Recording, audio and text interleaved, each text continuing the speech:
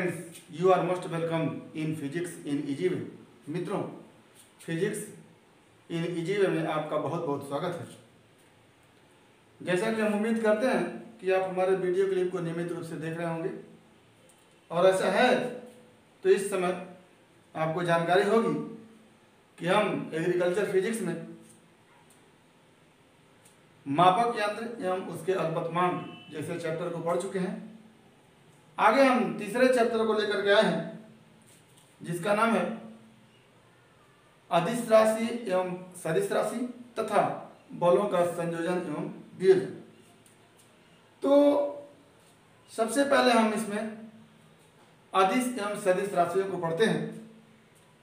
तो आइए देखते हैं अदिश राशि एवं सदिश राशि।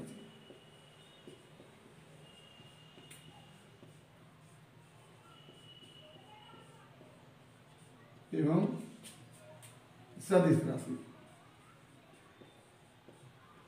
इंग्लिश में कहते हैं स्केलर एंड वेक्टर क्वांटिटी।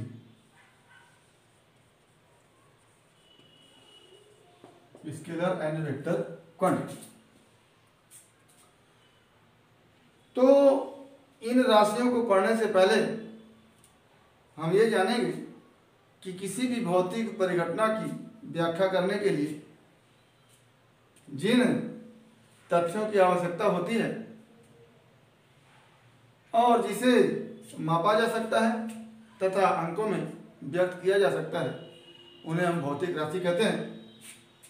तो लिखेंगे कि जिन तथ्यों की आवश्यकता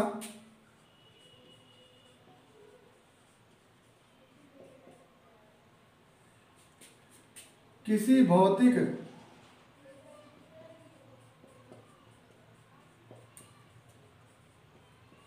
परिघटना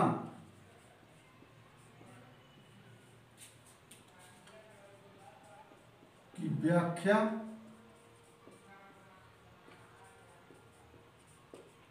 करने के लिए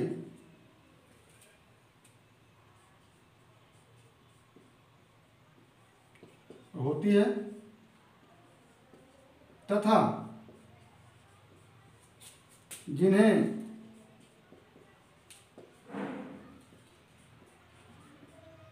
मापा जा सकता हो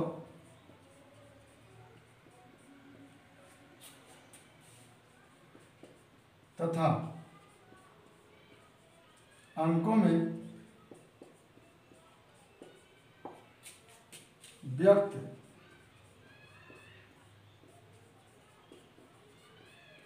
किया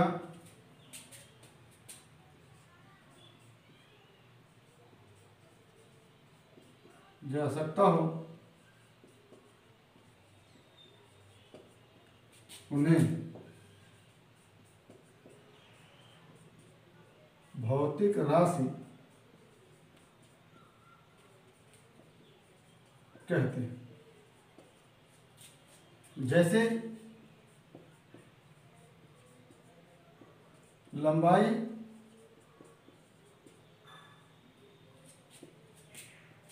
द्रव्यमान, बल, वेग आदि। ये सब लंबाई, द्रव्यमान, बल, वेग आदि ये सब भौतिक राशियां हैं। इनका उपयोग किन्हीं भौतिक परिघटना की व्याख्या करने के लिए किया जा सकता हो। जैसे एक भौतिक परिघटना हो जाए कि किसी व्यक्ति का एक्सीडेंट हो गया, तो उसकी व्याख्या करने के लिए आप ये जानना चाहेंगे कि एक्सीडेंट कहाँ हुआ, इसका मतलब यहाँ से कितनी दूर पर हुआ। जानना चाहेंगे कि व्यक्ति किस वेग से चल रहा था।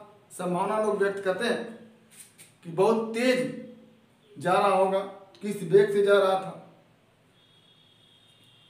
तो इस भौतिक परिघटना की व्याख्या के लिए हमारे पास लंबाई की आवश्यकता होगी, वेग की आवश्यकता होगी, और टक्कर लगने पर कितने बल से उसको चोट लगा इसकी आवश्यकता होगी। तो इन सब राशियों को हम भौतिक राशि कहते हैं। अब भौतिक राशि दो प्रकार की होती है, एक अदिश राशि और दूसरा सदिश। तो लिख सकते हैं भौतिक राशि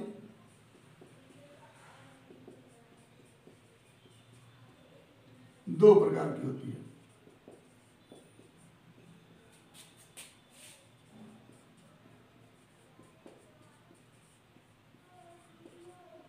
नंबर एक अदिश राशि और नंबर दो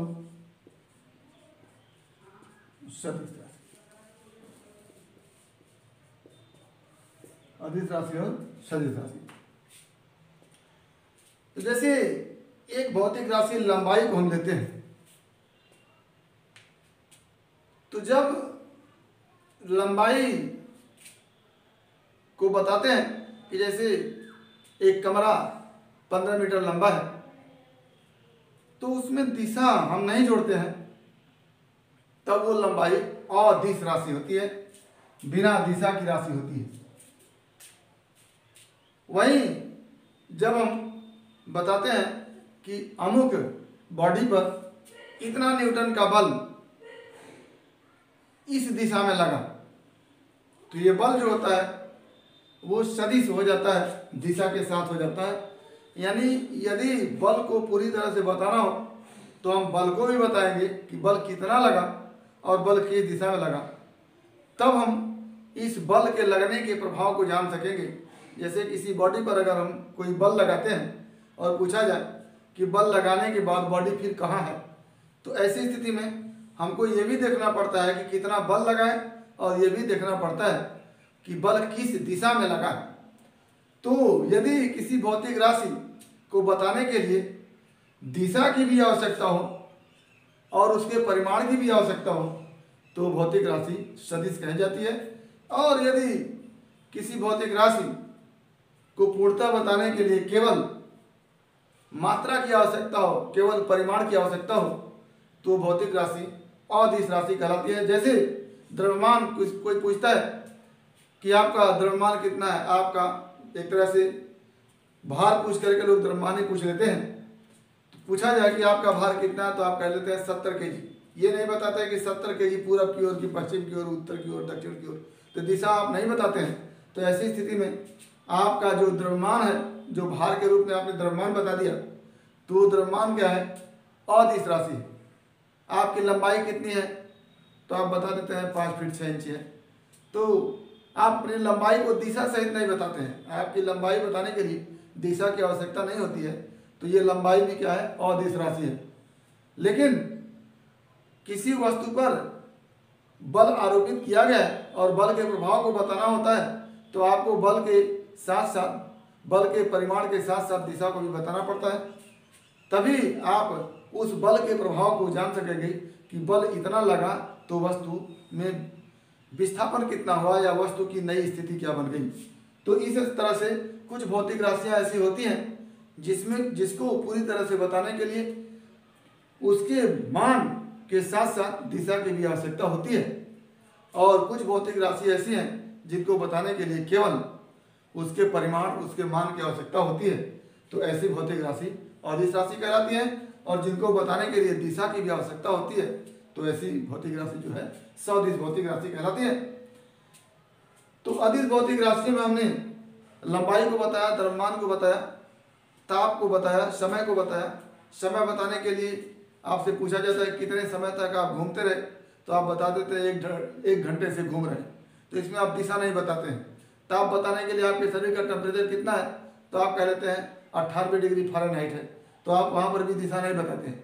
तो जिन भौतिक राशियों में दिशा को बताने की आवश्यकता नहीं होती है, या जिन भौतिक राशियों में दिशा होती ही नहीं है, तो भौतिक राशि अदिश कहलाती है। और जिन भौतिक राशियों में परिमाण के साथ साथ दिशा भी होती है, तो भौतिक राशि सदिश कहलाती है। तो इस चैप्टर में हमको बल के विषय में पढ़ना है, बल का संयोजन पढ़ना है, बल का वियोजन पढ़ना है। तो इसलिए हम बल के विषय में जानना चाहेंगे कि बल क्या है और बल अदिश है कि सदिश है। तो आइए हम देखते हैं कि बल किसे कहते हैं और बल एक अदिश राशि है कि सदिश राशि है। तो बल फोर्स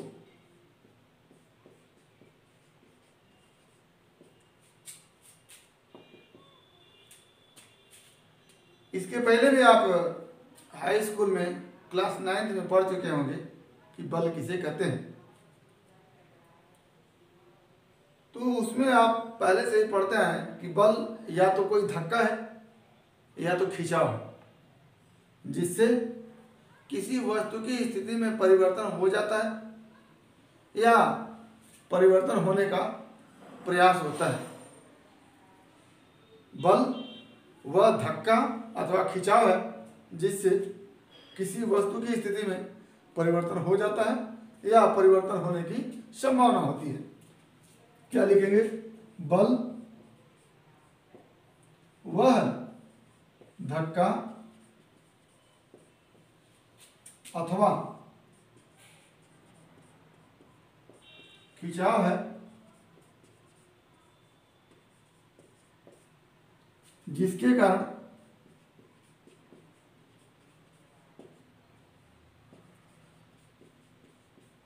कारण वस्तु की स्थिति में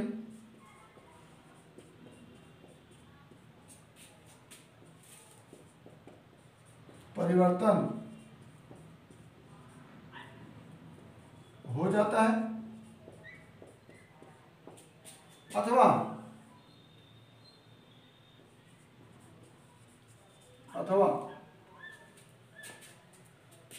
परिवर्तन होने की संभावना होती है।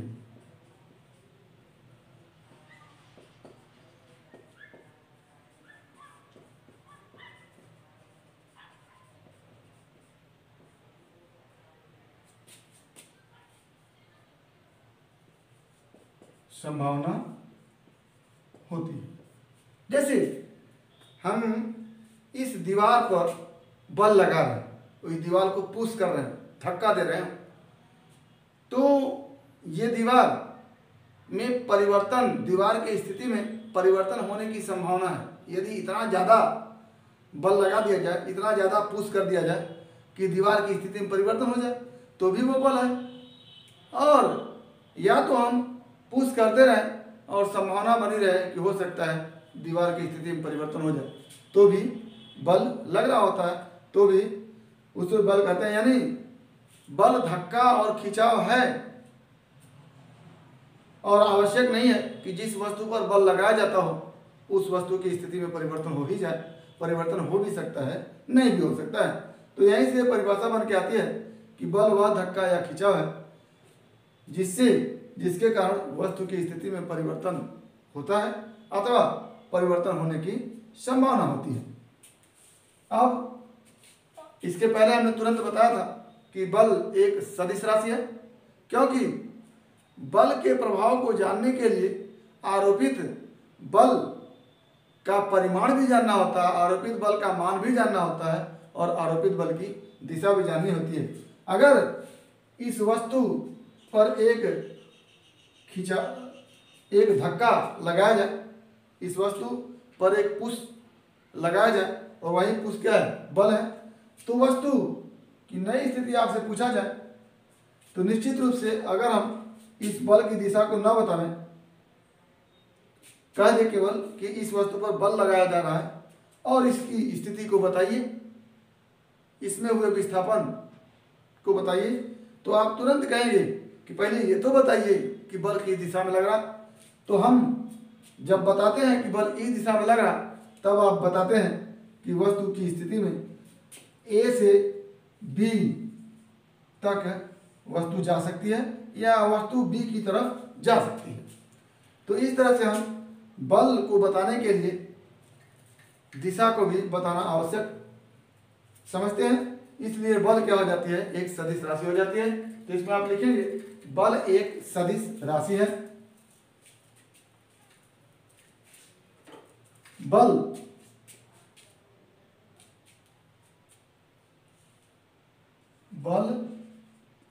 एक सदिश राशि है।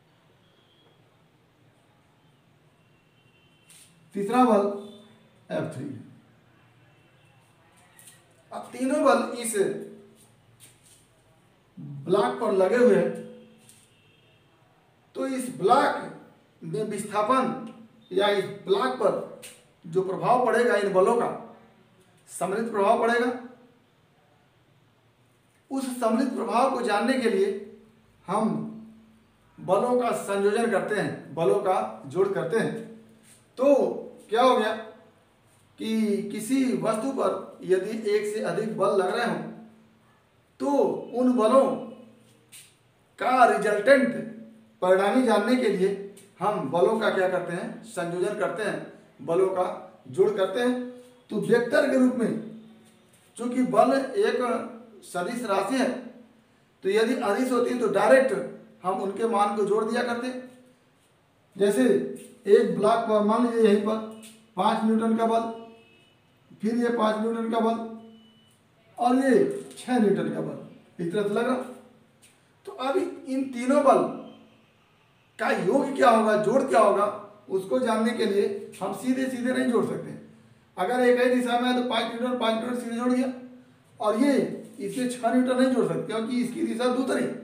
तो जब बल एक सदिश राशि है, उनकी दिशा अलग अलग हो सकती है, तो उनके जोड़ने का तरीका भी अलग होगा। सामान्य जोड़ की तरह बलों का जोड़ नहीं होगा। तो बलों का जोड़ किस तरह से होगा, उसी को हम बलों के संयोजन में देखेंगे। तो दो बल, इसको बलों के संयोजन को देखने के लिए दो नियम है हमारे पास। एक है समांतर चतुर्भुज का नियम,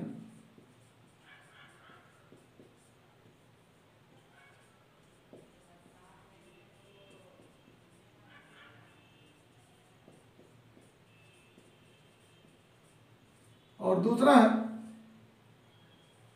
त्रिभुज का नियम।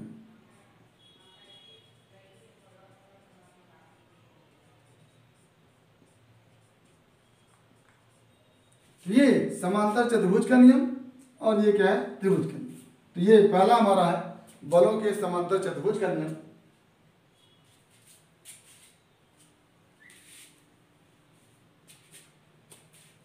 तो इस नियम में यदि दो बलों को जोड़ना है तो सबसे पहले दो बलों को हम वेक्टर के रूप में, तीर के रूप में बना लेंगे। तो मान लेते हैं पहला बल हमारा ये इस दिशा में है और इसका परिमाण 4 न्यूटन है, यानी 4 न्यूटन का बल है F1 बराबर 4 न्यूटन का बल है और वो इस दिशा में है। दूसरा बल इस दिशा में है,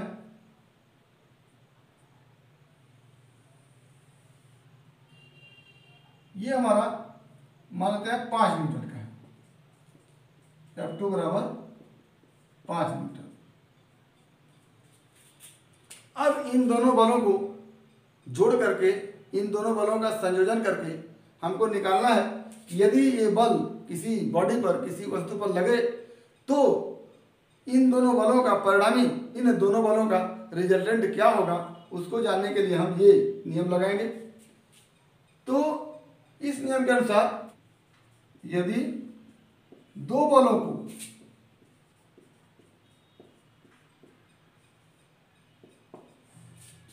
किसी समांतर चतुर्भुज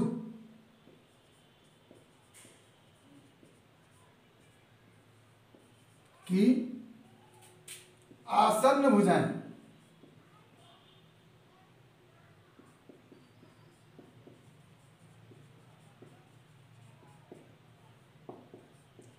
से प्रदर्शित किया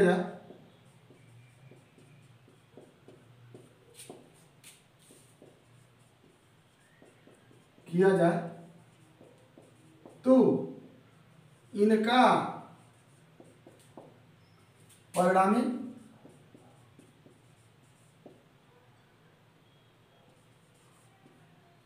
समांतर चतुर्भुज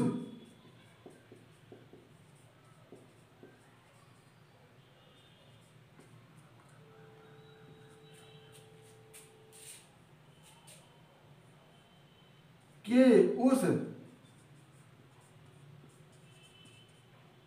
विकर्ण से प्रदर्शित होगा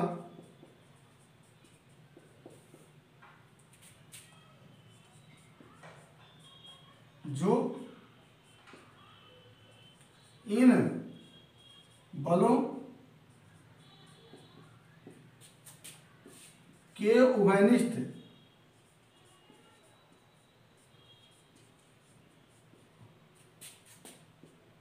बिंदु से होकर जाता है,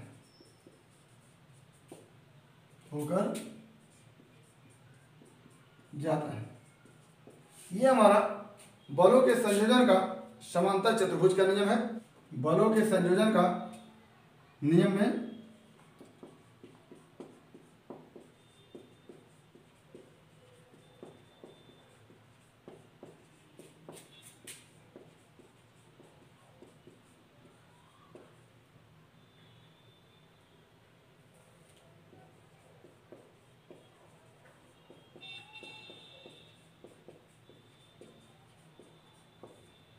बलों के संयोजन का समांतर चतुर्भुज का नियम। तो इसमें यदि दो बलों को किसी समांतर चतुर्भुज की आसन्न भुजाओं से प्रदर्शित किया जाए तो इनका परिणामी समांतर चतुर्भुज के उस विकर्ण से प्रदर्शित होगा जो इन बलों के उभयनिष्ठ बिंदु से होकर जाता है। तो ये स्टेटमेंट को आप फिगर से दिखा सकते हैं। ये इन दो बलों को, ये 4 न्यूटन का, इधर की तरफ इसकी दिशा F1 बराबर 4 न्यूटन, और यहीं से शुरू करते हैं F2 को, और जिस दिशा में F2 है उसी दिशा में ले जाते हैं, तो F2 इक्वल टू हो जाता है 5 न्यूटन। अब इन दोनों बलों, इन दोनों तीरों के माध्यम से या इन दोनों तीरों को एक समांतर चतुर्भुज की आसन्न भुजा मानते हैं। आसन्न भुजा का मतलब एक दूसरे से लगी हुई भुजा। अगर यह समांतर चतुर्भुज है इस तरह से, तो ये भुजा आसन्न भुजा है, ये भुजा भी आसन्न भुजा है, ये भुजा आसन्न भुजा है, यानी एक दूसरे से जो लगी हुई भुजाएं हैं वो आसन्न भुजा मानी जाएगी। ये भुजा और ये भुजा आसन्न नहीं होगा क्योंकि ये दोनों एक दूसरे से लगी नहीं। तो जो दो भुजाएं एक दूसरे से लगी हुई होती हैं उसी को हम आसन्न भुजा कहते हैं। तो ये एक समांतर चतुर्भुज बनाइए इस तरह से, और इस समांतर चतुर्भुज की जो दो आसन्न भुजाएं हैं वो इन दोनों बल को प्रदर्शित कर रही हैं। तो अब इस उभयनिष्ठ बिंदु से जो विकर्ण जाएगा होकर के, ये उभयनिष्ठ बिंदु कहा जाएगा क्योंकि यहीं से पहला बल शुरू हो रहा है, यहीं से दूसरा बल शुरू हो रहा है। तो ये उभयनिष्ठ बिंदु है। इसी बिंदु से अगर हम विकर्ण खींच दें तो ये जो विकर्ण होगा ये भी एक बल को प्रदर्शित करेगा, और इस बल का मान जो होगा वो होगा F बराबर, इन दोनों बल को हम जोड़ेंगे F1 प्लस F2। ये हमारा बलों के संयोजन का समांतर चतुर्भुज का नियम है। एक बल ये हो गया, दूसरा बल ये हो गया। इन दोनों बलों को हम जोड़ करके परिणामी निकालना चाह रहे हैं, तो इन दोनों बलों को हम एक समांतर चतुर्भुज की आसन्न भुजाएं बना लें। जैसे ये हमारा समांतर चतुर्भुज है, उसकी आसन्न भुजाएं ये दोनों बल है। अब आसन्न भुजा मान करके पूरे समांतर चतुर्भुज को बना लिए। अब इस उभयनिष्ठ बिंदु जहाँ से दोनों बल शुरू होते हैं उस बिंदु से हम विकर्ण खींच देते हैं, और जो विकर्ण बनता है वही विकर्ण जो होता है इन दोनों बलों का परिणामी बल होता है। तो ये हमारा F equal to F1 plus F2 होगा। इसकी लंबाई को हम अगर देखें तो इस F बराबर F1 प्लस F2 का मान होगा, परिमाण होगा, और इसकी दिशा जो होगी वो इन दोनों बलों के परिणामी की जो दिशा होगी वो होगी। यानी किसी बॉडी पर अगर ये दोनों बल लगते हों तो इन दोनों बलों के स्थान पर ये बल अगर एक ठो लगा दिया जाए तो वही काम होगा जो इन दोनों बलों के कारण होगा। यानी ये बल जो होगा वो इन दोनों बलों का परिणामी होगा, इन दोनों बलों का रिजल्टेंट होगा। तो इस तरह से हम बलों के समांतर चतुर्भुज के नियम के हिसाब से समांतर चतुर्भुज बना करके दो बलों के परिणामी बल को दिखा सकते हैं। आगे हम इस परिणामी बल का मान कितना होगा और उसकी दिशा कितनी होगी, इसको हम अगले वीडियो क्लिप में देंगे। तो उम्मीद करते हैं कि बल किसे कहते हैं, बल सदिश राशि है कि अदिश राशि है, और बल को कैसे व्यक्त करते हैं या किसी सदिश राशि को कैसे व्यक्त करते हैं, साथ ही बलों के संयोजन का समांतर चतुर्भुज का नियम आपको समझ में आया होगा। अगर इसमें किसी प्रकार की कोई दिक्कत है तो आप हमारे YouTube चैनल में कमेंट बॉक्स में कमेंट के माध्यम से हमको सूचित करेंगे या अपनी समस्या का समाधान करेंगे। साथ ही व्हाट्सएप नंबर के माध्यम से भी आप अपनी समस्या का समाधान हमारे माध्यम से कर सकते हैं। और यदि हमारा वीडियो क्लिप आपको पसंद आया हो तो प्लीज़ लाइक करिएगा, शेयर करिएगा, ताकि हमारा हौसला अफजाई होता रहे और आप लोगों के बीच हम इसी तरह का वीडियो क्लिप दे करके आपके एग्रीकल्चर फिजिक्स की मुकम्मल तैयारी करा सकें। और हमारे YouTube चैनल को सब्सक्राइब करना मत भूलिएगा, ताकि हमारा हर वीडियो क्लिप आप तक बिना किसी रिकॉर्ड के पहुंचता रहे। तो आज बस इतना ही। आपके भविष्य के लिए एक बार फिर बेस्ट ऑफ लक। धन्यवाद। अगला वीडियो क्लिप अगले टर्न में।